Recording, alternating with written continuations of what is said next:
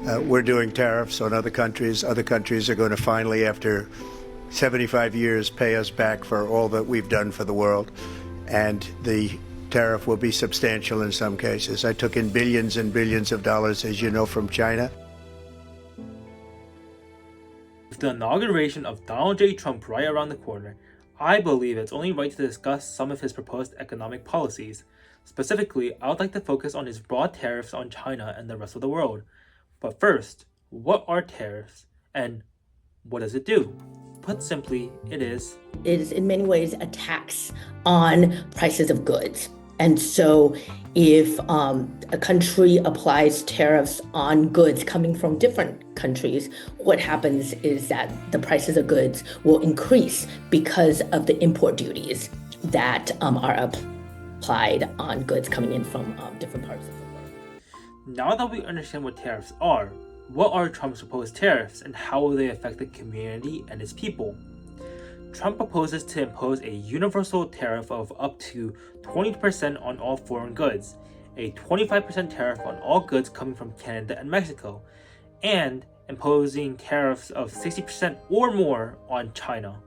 Now, how much you're going to be hurt by tariffs is going to be dependent on how much of your shopping basket is made of imported goods. So people who purchase a lot of imported goods, they're going to find the prices going up. And even if they start purchasing domestic goods that are the equivalent of the goods that they could import can raise their prices and take advantage of these tariffs.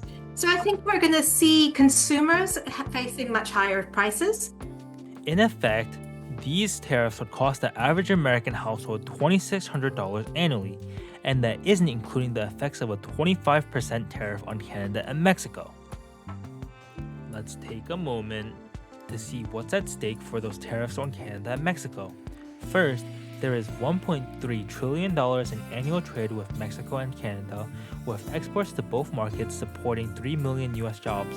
Secondly, Mexico is the US's second largest export market and third largest trading partner.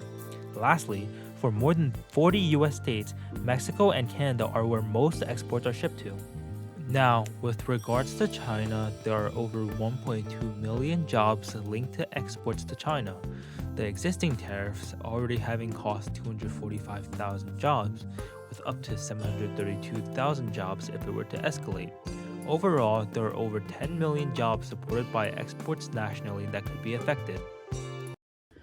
Now, these tariffs aren't all bad. One benefit that arises is in the case of national security. Industries would be things that are still developing. Strategic industries are ones that you want to make sure that your country has. So, the U.S. Aircraft, for example, is a strategic industry. We want to make sure, because for defense purposes, that the U.S. is a major producer of aircraft. For both of those reasons, sometimes some economists and many political scientists will say that those types of industries you might want to protect and nurture. So, what's up with putting tariffs on our trade partners with Canada and Mexico, as well as other allied nations?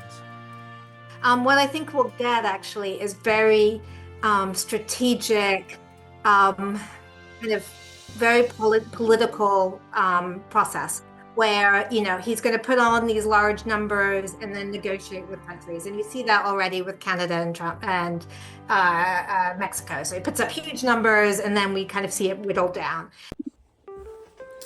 So, now that we see what is at play, is it truly worth going so far?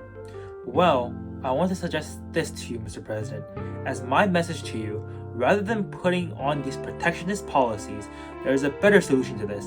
Instead of putting on these tariffs, would suggest that countries find multilateral, and bilateral ways of communicating with each other to solve problems that may be political in nature and that really may not involve, trade issues. And so, and if that can be done, then goods could freely cross borders and let supply and demand decide the prices of goods. And so sometimes the best solution would be for countries to sit down at the negotiating table and speak with each other first before making threats of tariffs. In the end, I think that rather than resorting to economic warfare that results in autarky, a lack of foreign trade, we should be uniting with our allies, whether to ban against China or other foreign powers. I do not think we should be pushing for what could be a second Smoot-Hawley. The best solution, in my opinion, is to end things peaceably and negotiate peacefully.